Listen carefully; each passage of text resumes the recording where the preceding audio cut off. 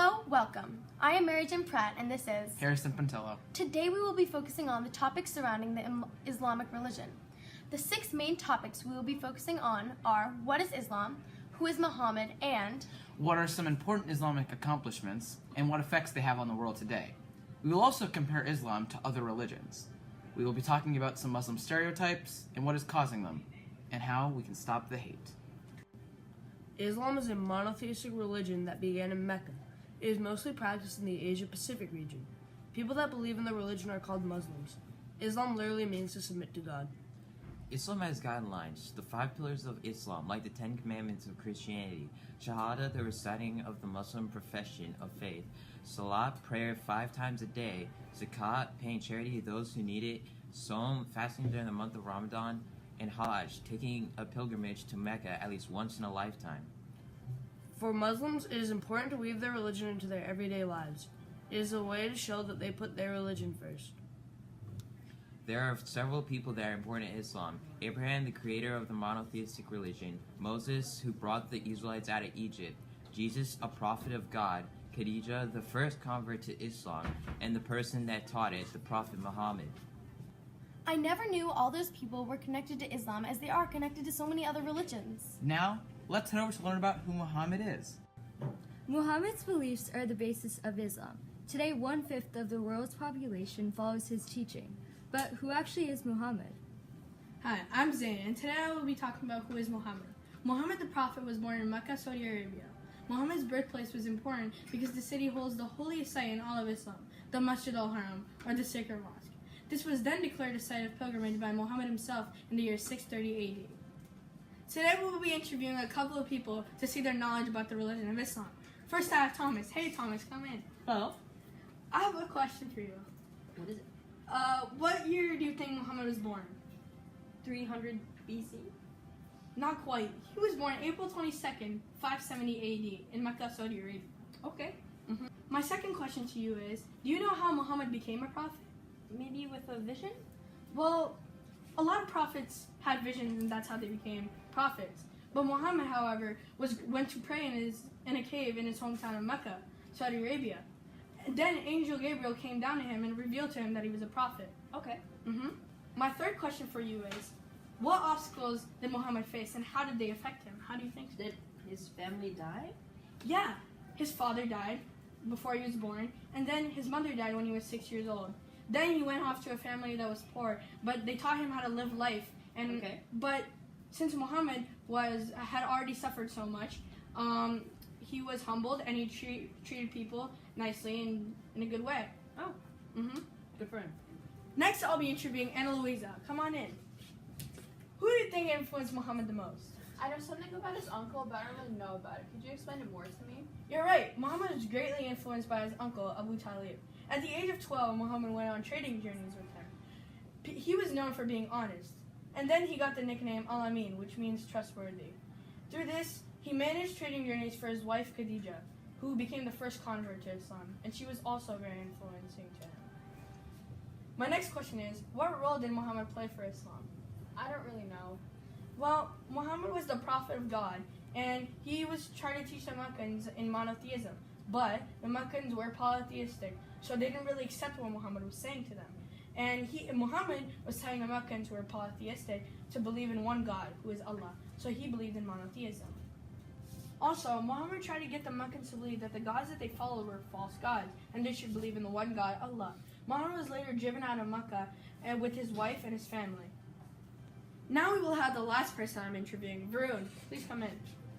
What legacies do you think affected Islam after Muhammad's death? I don't know, something about the caliphs? Well, yeah. After Muhammad's death in the year 632 CE, the Muslims had to pick on a new leader. While Sunni Muslims believe that Abu Bakr should have been the first caliph, Shia Muslims believe that Ali was the proper successor to Muhammad. Also, the Rashidun Caliphate was led by Abu Bakr, the first caliph, Umar, the second caliph, Uthman, the third caliph, and Ali, who would eventually become the fourth Sunni caliph. These disagreements over who the proper successor for Muhammad would be led to the great major split of Islam. The two denominations were Sunni and Shia Islam. The division still holds to this day. That was really interesting. Overall, it seems that Muhammad really helped shape Islam today. At first, only a few were drawn to his vision, but over time, more and more people started to follow him. He was able to create peace and spread the religion in the city of Yathrib prior to dying. After his death, caliphs continued to spread the religion, and today it's the fastest growing religion. Muhammad wrote down his teachings in the Quran, a Muslim scripture. In this, the 5 pillars of Islam are written, which are basic duties that Muslims follow. To this day, the Quran is respected and recited by Muslims. Overall, Islam is a religion that would not have worked without Muhammad. I don't know about you, but this next topic I'm really excited to learn about. We'll be learning about Muslim accomplishments and the effect they have on the world today. Hello, my name's Ankita, and today we'll be talking about Muslim achievements after Muhammad's death. The Quran encourages Muslims to be curious about the world around them, hence their many observations and accomplishments. What is there to know about Muslim contributions anyways? I'm sure there isn't much to it. Yeah, I guess there's like math and literature and stuff. Seriously? You guys don't know anything about Muslim accomplishments? Well, I'm pretty sure that scholarship and learning was one of them. Muslim rulers built schools, colleges, libraries, and other centers of learning. In fact, Arabic became the language throughout Muslim lands. Andrea, you're right. There's actually more to it. In Baghdad, Khalid al-Mamun founded the House of Wisdom in 830 CE. Scholars from many lands came together here to do their research and translate texts from Greece, Persia, India, and China. Oh, that's right. In Cairo, Egypt, the Hall of Wisdom opened in the 10th century. Scholars and ordinary people could visit its libraries to read books. And Ibn Sina, a Persian, became Islam's most famous philosopher.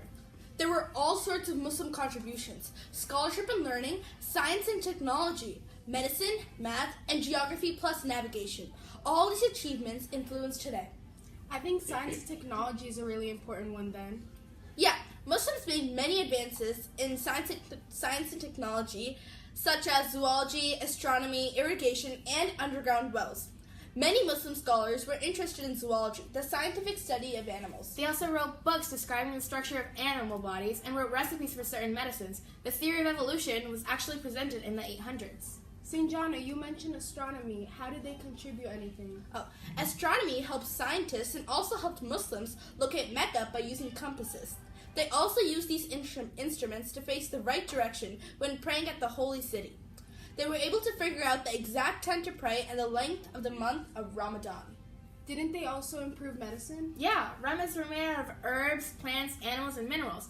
Doctors actually used animal guts to stitch up wounds. They have helped us find more resources and remedies for hospitals today. Wait, even math? Yeah, even math. Whoa, actually how? The geometric designs in Muslim and architecture are based on knowledge about advanced mathematical principles. Al-Khwarizmi is known as the father of algebra. In fact, the word algebra came from his book. I'm pretty sure Muslims always had to pray towards Mecca. How do they know where Mecca is? Geography and navigation has something to do with that. Muslim scholars created and perfected compasses and astrolabes that always point to Mecca. They also divided the earth into regions by examining their plants and animals. And it's even cooler that Muslim scientists were only 9 miles away from the earth's real size. They had some of the most accurate maps ever created. They had travelers go to foreign lands so they could create maps, and it really worked for them. That's cool and all, but Islam isn't that big of a religion, is it? What are you talking about? About 22% of the world practices Islam. It's that big of a religion? Yes, it's actually the fastest growing religion in the world. It's the second most practiced religion after Christianity. If it's such a big religion, where is it practiced, like in the world? Islam is a worldwide religion, but it's mostly practiced in the Arabian Peninsula and has very high popularity in Indonesia. How is it spread around the world? Back then, it was spread by the sword, but nowadays, it's spread by the word. What do you mean word and sword? Well, while the caliphs began to conquer foreign lands, they forced their people into Islam. It was mostly a do-or-die situation. But after, they realized that it wasn't really working, so instead, they began to preach it and persuade people into their religion. Oh, I get it now. So Islam was a really important religion. Yes, it is. We had no idea how much the Islamic religion impacted the world today. Next, we will be learning about how Islam connects to so many other religions that we had no idea about. Hello, my name is Sharvil, and today I'll be informing you why Islam is the fastest growing religion. It is a way of life, and the religion isn't too uptight. Also, according to a research done by WBUR, the fertility rate of a Muslim woman is about 3 children. There are more people being born than there are dying. If people are found converting from Islam to another religion, there are legal consequences for converting. In the US, only about 1% of people are Muslim. By 2050, there will be more Muslims than Jews, Hindus, or Buddhists in the US. Take it away, Jilly. Thank you, Charvel. I'll expand upon Islam compared to other religions, similarity-wise. The morals of Islam are similar to other religions. Muslims hold the belief that the key to doing good things and being a good person is to have a close connection to God. They believe that by being aware of God watching over them, it keeps them practicing good morals and strengthens their beliefs. To them, an ideal Muslim will be a person who is responsible and holds humility. The religion of Islam itself, along with Christianity and Judaism, is a monotheistic religion, meaning that the followers of Islam believe in one God. This God is the same one worshipped by Christians and Jews, going by the name of Allah. Due to this, Islam shares many of the same religious figures shown in the Torah and Bible. In the Quran, the 5 pillars share similarities with the rules of other religions. They state that the followers of Islam have to have faith in Allah, pray daily to Him, and to share their wealth with others who may need it. The rules also include participating in fasting during Ramadan and making a pilgrimage to Mecca at least once in their lifetime. While Islam may sound different, compared to the other monotheistic religions, Muhammad was known as the Prophet. He went on the night journey in which he went to Jerusalem and met with all the prophets before him. These prophets were also mentioned in Christianity and Judaism. Islam also has other similarities, such as having sins, in which all humans were born sinless. They also have traditions, hells, and where the universe came from, and many other aspects to the other religions. To get into further detail, Muslims believe that hell is a fire torment, and salvation is achieved by being a good person. In the Quran, Jesus was sent to heaven by Allah. Also, similarly to Christianity and Judaism, Satan is an evil spirit. Some parts of the Bible that were also mentioned to the Quran was the story of Cain and Abel, and also the city of Sodom and Gomorrah. My name is Cece Corin. Like the Koran, I will be talking now. Here's some more similarities. All 3 of the monotheistic religions believe in prophets. Prophets are people who carry the word of God to other people. While both Christians and Muslims believe that Noah, Abraham, Jacob, Joseph, David, Jesus, and much, much more have spoken to God, Jewish people do not. Muslims also believe in heaven and hell, like Christians. These religions have more in common than we thought, it turns out. Interesting. Even though the Islamic religion shares many connections with other religions, they are the ones who have the most stereotypes. Our next report is on Muslim stereotypes and where they originate from.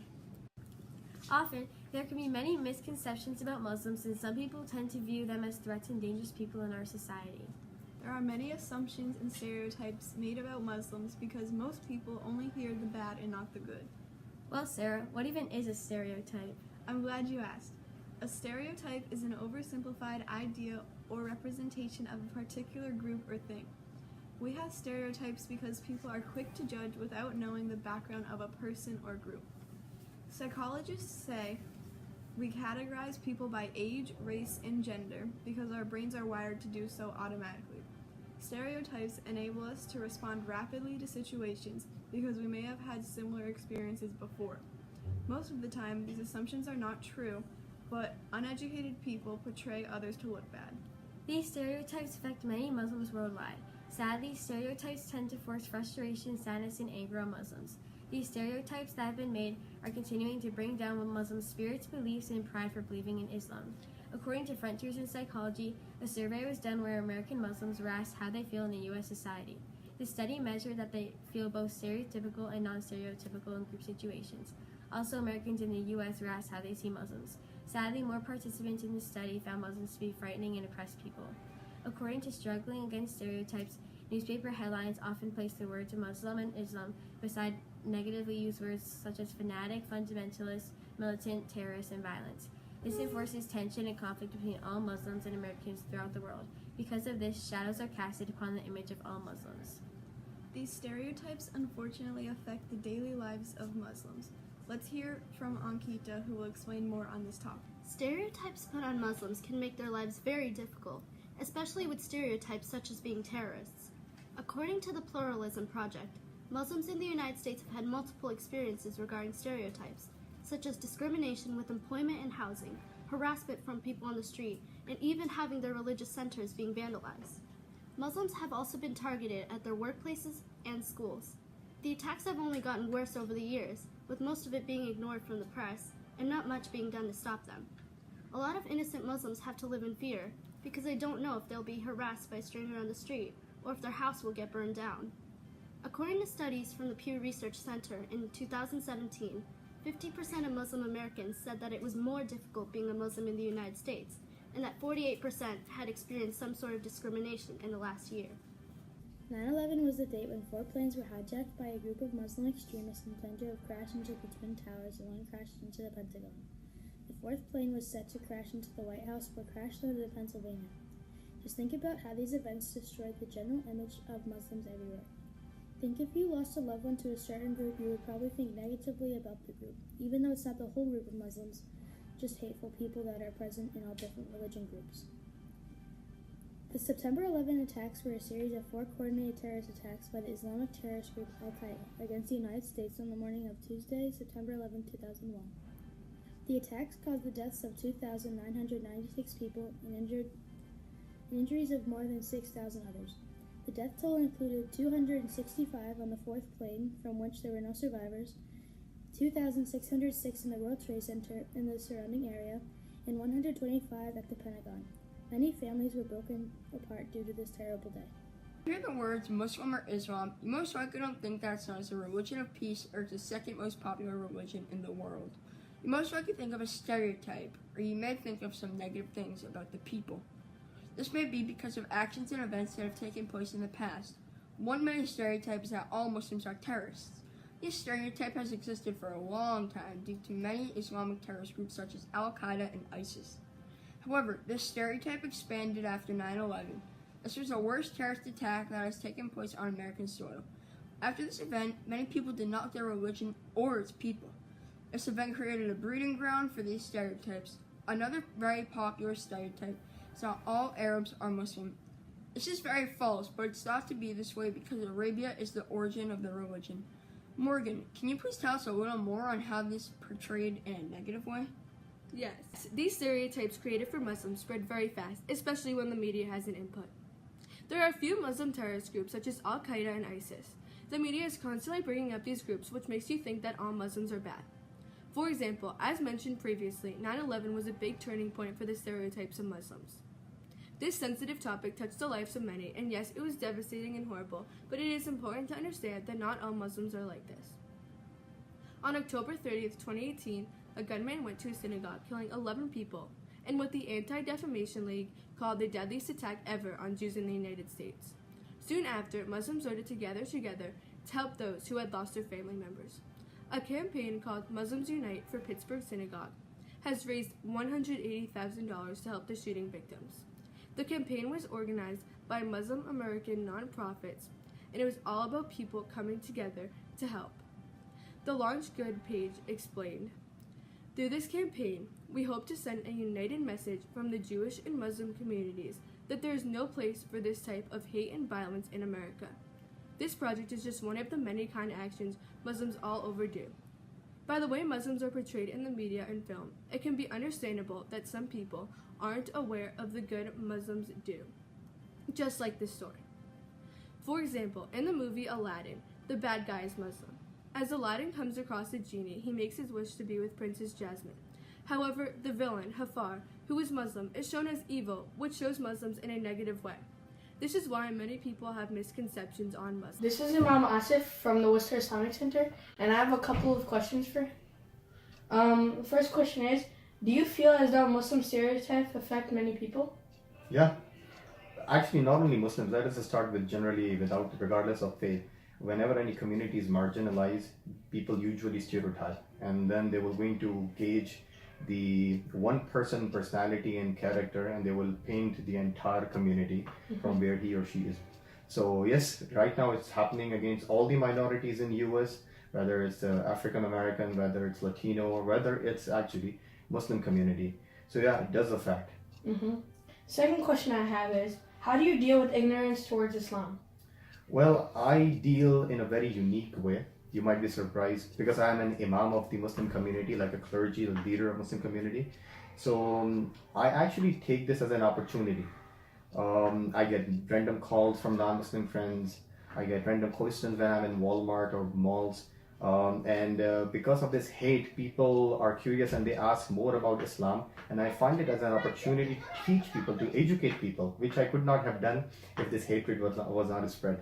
So I personally find it fascinating that at least people are inquiring about Islam. Mm-hmm. And in what ways do people misunderstand Islam? Well, there are many ways. Right now, it's an undeniable fact that Islam is the most misunderstood religion, courtesy of the false media perception which is being created by some of the media outlets. But there are a few major misunderstandings. First is Islam is a violent religion. ISIS, Al-Qaeda, Taliban. So that first is that every Muslim is a terrorist. Mm-hmm. Second is that the Muslims subjugate or degrade women because we ask them to have a veil, or we ask them to have taken hijab, that's head covering. And so these are the basic things, and then the people have misunderstanding about the Sharia law. So these are the basic community level misunderstanding which people have about Islam, which is actually not true. Mm-hmm. And what can you do to make sure people get accurate information on Islam? I personally think if you want to get accurate information about anything, you have to go to the sources. I'll give you an example. I will ask you actually, if you want to drive a BMW, before your dad will say, okay, we are buying BMW, let us do the test drive. And you don't have a license, you don't know how to drive. Will you drive to gauge how is BMW as a car? You don't know how to drive, or will your father drive BMW? My father. To gauge? Obviously, he will drive. So if you will drive and you will have an accident and you doesn't know how to drive, then you cannot gauge BMW is good or bad. We can say actually Zen doesn't know how to drive, right? The problem with Islam right now is that you will see a common Muslim, maybe an ignorant Muslim, who will abuse Islam in some cases or abuse the text, and then eventually you will gauge him and through him the Islam, and you will say Islam is bad. Mm-hmm. If you want to gauge Islam, you have to gauge, just like you gauge BMW, either go to the scholar, go to the person who is knowledgeable, or go to the text. Just like for BMW, go to the manual. Similarly, go to the text, Quran, Hadith, sayings of Prophet, and gauge the religion. Because if you're going to see the random person following the religion, he might be an abusive person. So he will abuse the text, because text have flexibility, it can be abused also. And that's a very wrong way to gauge the religion. Mm-hmm. Yeah, thank you for your time. And Thanks. Yeah, Thanks thank a you for lot. your time. It is terrible how many stereotypes this religion has. Finally, we will be discussing how to stop the hate. We need to stop the hate. We can work together as a community to take the first step to stop the hate by rejecting stereotypes and informing the community about what the Islamic religion really is. If you hear someone say a rude comment about the Islamic religion, shut it down and kindly tell them that what they are saying is not right and is not true. Ask them how they would feel if they were treated this way and judged incorrectly. Ask them how they think Muslims feel when you stereotype them and throw hate their way. We need to make a difference on how people portray Islam. Do your part and stop the hate today to create a loving, kind community who respects and celebrates each other's differences and diversity. After watching this report, have your opinions about the Islamic religion changed? And if so, do you find yourself more accepting? Because if you do, that's truly great. Thank you so much for taking your time to watch our broadcast. Once again, this is Mary Jane Pratt And Harrison Ponticelli. See you next time on NCC.